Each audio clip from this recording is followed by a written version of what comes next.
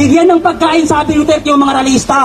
Bigyan ng tubig, ayahan nyo sila. Walang bumbero, walang alambre na nakaharang. May nagrally. Anong panawagan nila? Bigyan ng lupa.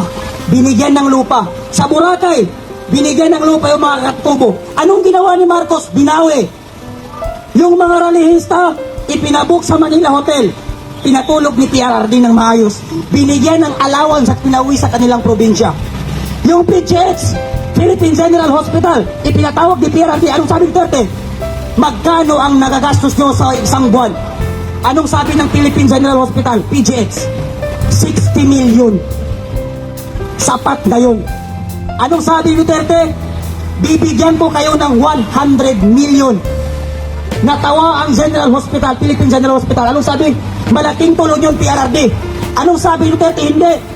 Ang sabi ko, bigyan ko kayo ng 100 million every month. Buwan-buwan nagbibigay ang Administrasyong Duterte ng 100 million para sa Philippine General Hospital. Ubusin mo yan sa pasyente, sabi Duterte. Ibili mo ng gamot yan, sabi Duterte. Anong ginawa ni Marcos nung napalit siya?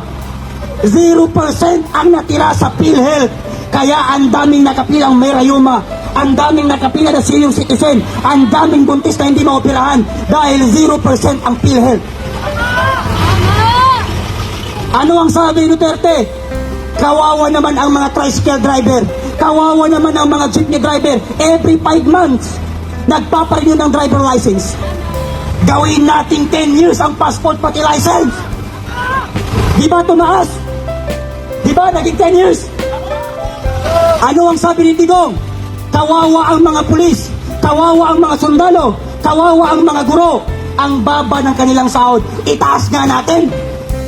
Tumaas ang sahod ng pulis, pati ang sundalo, pati ang mga teacher. Ngayon, pinoproblema ni Marcos kung bakit kulang ng guro ang ating bansa. Dahil yung mga teacher, pagkatapos nilang mag-aral ng EDUC, mas pinipili nilang mag-abroad dahil dito wala silang sinasahod. Diba? Kaya ngayon, ang laki ng problema ng administrasyon. Ang taas-taas ng ating gobyerno. Pag nag-apply ka ng construction worker, ang daming pinapahanap. Ang daming Pilipinong walang trabaho. Siguro mga 25% lang ang may trabaho sa Pilipino.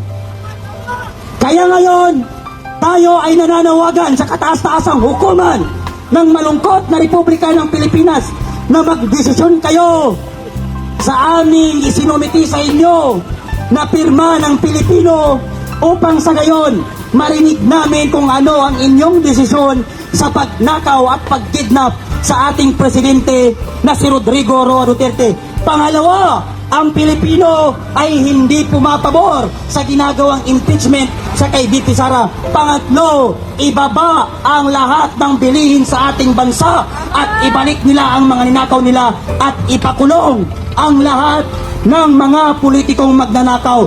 Maraming salamat sa inyo and thank you very much sa ating kaibigan na si Surot Jan Bikrimulya, grupo ng manunupa. Bakla!